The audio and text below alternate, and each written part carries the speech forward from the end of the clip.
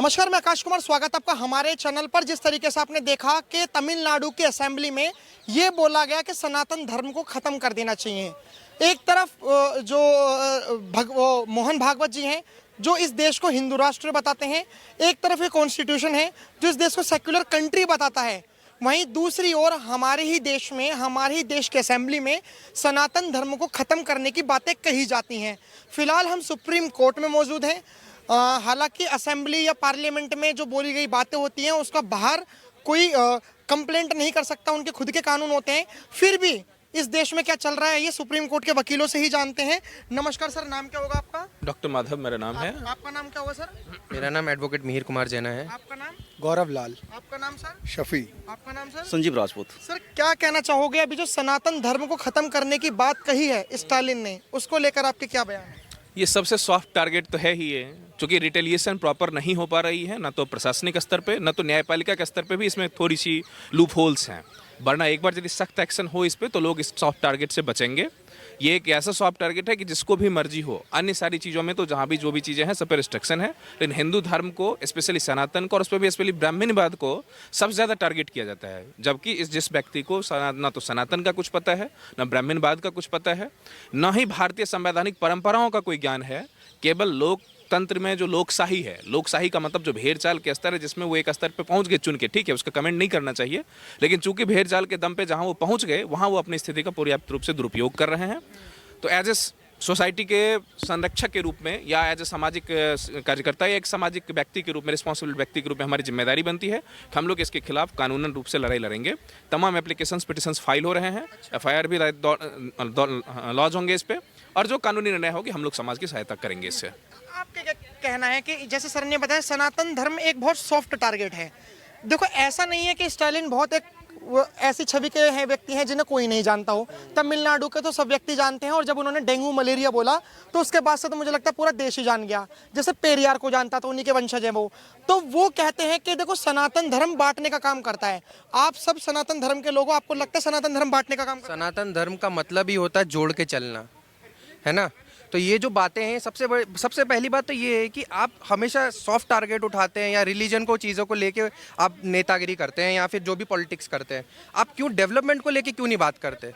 आप इंफ्रास्ट्रक्चर को लेके क्यों नहीं बात करते हो? आप जो ये पेपर लीक हो रहा है, ये सिस्टम जो चल रहा है, इसके लिए क्यों नहीं बात करते हैं? इंडिया में कभी कोई एआई सिस्टम डेवलप हुआ?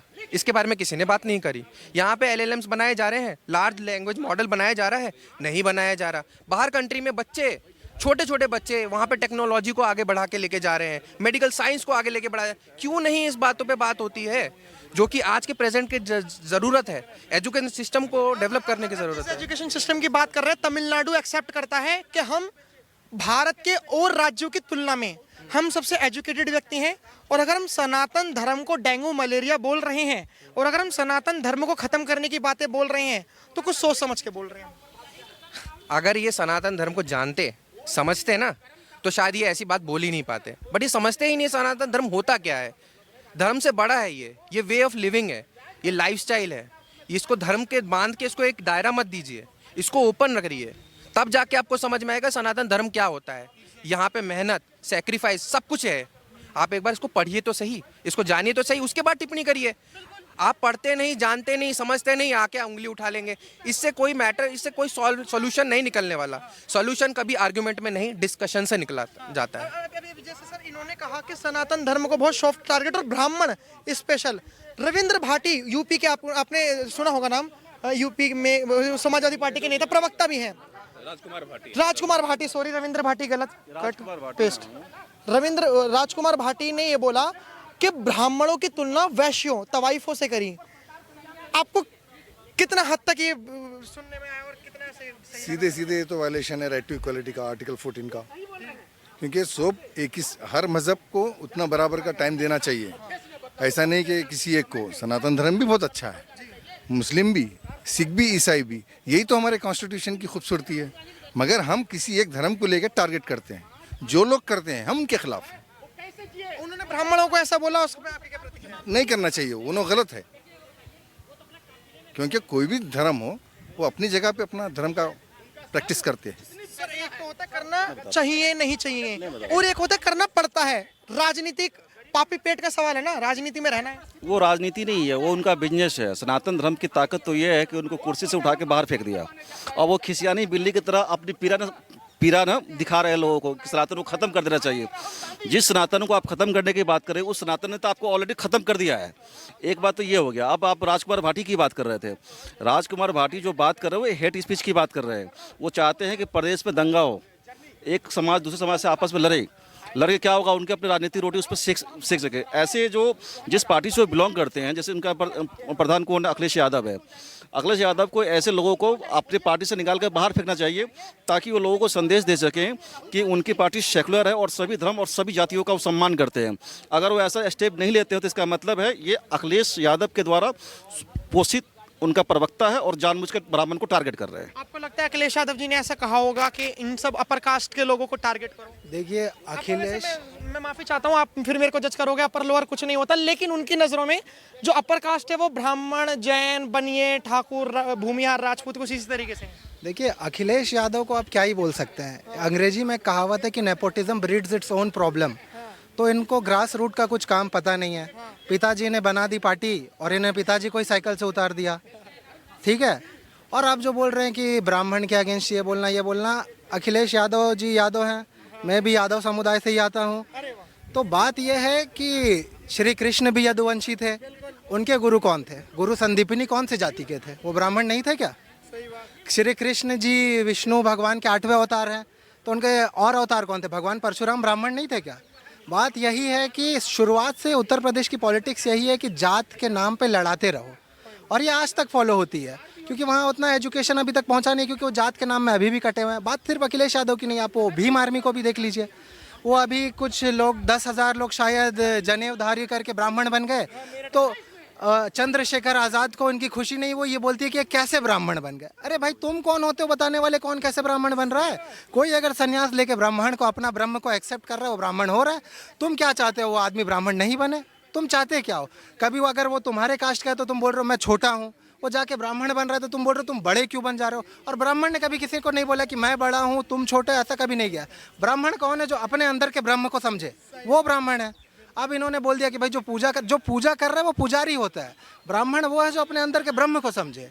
वरना भाई फिर रावण भी राक्षस था बोलते तो वो भी ब्राह्मण है। बात वही। और अखिलेश यादव को मैं भी वही कहना चाहूँगा कि मैं भी यदुवंशी हूँ, और यादवों को आपस में बांटे नहीं कि आप यादव यादव यादव करके जो वहाँ लड़ा रहे हैं ये ना करें। जातिवाद पॉलिटिक्स बंद किया जाए तभी डेवलपमेंट होता है। जैसे आपने कहा कि आप यादव हैं, हमने कई, क्योंकि जब मैं वृंदावन घूमने जाता हूँ पर्सनली, जब मुझे लगता है कि अभी थोड़ा मैं मेंटली डिस्टर्ब्ड हूँ तो मैं चला जाता हूँ वहाँ पे, मैं देखता हूँ काफ़ी सारे यादव जो अपने नाम के आगे लगाते हैं वो भी पुजारी होते हैं। लेकिन एक तरफ जो समाजवादी पार्टी के लोग हैं वो कहते हैं कि पुजारी भिखारी होते हैं, पुजारी जो होते हैं सबसे बड़े पाखंडी होते हैं। तो यादव कम्युनिटी के लोग भी पुजारी होते हैं, ऐसा नहीं सिर्फ ब्राह्मण होते हैं। हमने कुछ वाल्मीकि समुदायों को भी हमने पुजारी बनते हुए देखा है। तो ये सिर्फ सनातन धर्म को ही टारगेट क्यों? अभी आप देखिए श्री राम मंदिर में भी शायद मेरे हिसाब से जितना मुझे पता है कि एक पुजारी जो हैं वो भी निचले वर्ग के, जो ये बोलते हैं, मैं तो मानता नहीं कोई ऊपर है कोई नीचे, हाँ, तो वो भी है। तो वो क्या पुजारी नहीं है? किसने कहा कि बस ब्राह्मण पुजारी हो सकते हैं? जिसको पता है कि पूजा कैसे कराया जा सकता है वो पुजारी है, उसमें जात का क्या लेना देना। आप पूजा करोगे तो आप पुजारी हो गए या नहीं हो गए? अब आप बोलोगे कि नहीं आप ये करोगे, आपको अगर कला ये बांधते टाइम मंत्र पता है, आपको यज्ञ कराना आता है तो आप हो पुजारी। उसके लिए आप शर्मा या पांडे या दुबे के घर में पैदा होगा ऐसा जरूरी है नहीं। लेकिन ये बात अखिलेश यादव को समझ में नहीं आएगी क्योंकि वो शायद पढ़े लिखे नहीं हो उतने। डिग्री वो ले सकते हैं, पढ़ाई लिखाई का मुझे पता नहीं, क्योंकि बहुत सारे नेता के बच्चे जो जाके डिग्री ले सकते हैं, जैसे राहुल गांधी भी गए हैं बाहर पढ़ने के लिए, हम तो यहीं पढ़े हुए हैं। तो वही बात है कि आप बाहर जा सकते हैं लेकिन आप पढ़ाई का उससे डिग्री से कोई लेना देना नहीं है। जैसे आप यादव हैं, लेकिन मैं आपको बार बार यादव इसलिए बोल रहा हूँ कि हमारी जनता को ये समझ में आए कि अब खाली ब्राह्मण ही इस चीज को डिफेंड नहीं कर रहे। आप, मैं माफी चाहूंगा, आप जनरल से आते हो विशेष आते हैं? मैं जनरल से आता हूँ। चलिए, तो आप जैसे यादव हैं तो उन्होंने जो भाटी है, यादव का भी सुनिए एक मेरी बात। मैं यादव हूँ, मैं उड़ीसा में रहता हूँ, ठीक है, मेरा डोमिसाइल उड़ीसा का है। तो उड़ीसा में मैं जनरल कास्ट का हूँ, लेकिन अगर मैं सेंटर में आके कोई एग्जाम दूंगा तो मैं उसका ओबीसी सर्टिफिकेट बना सकता हूँ। ये कैसा मजाक है भाई? मतलब मैं वहाँ जनरल हूँ, यहाँ ओबीसी हूँ सेंटर में, ये क्या बात है?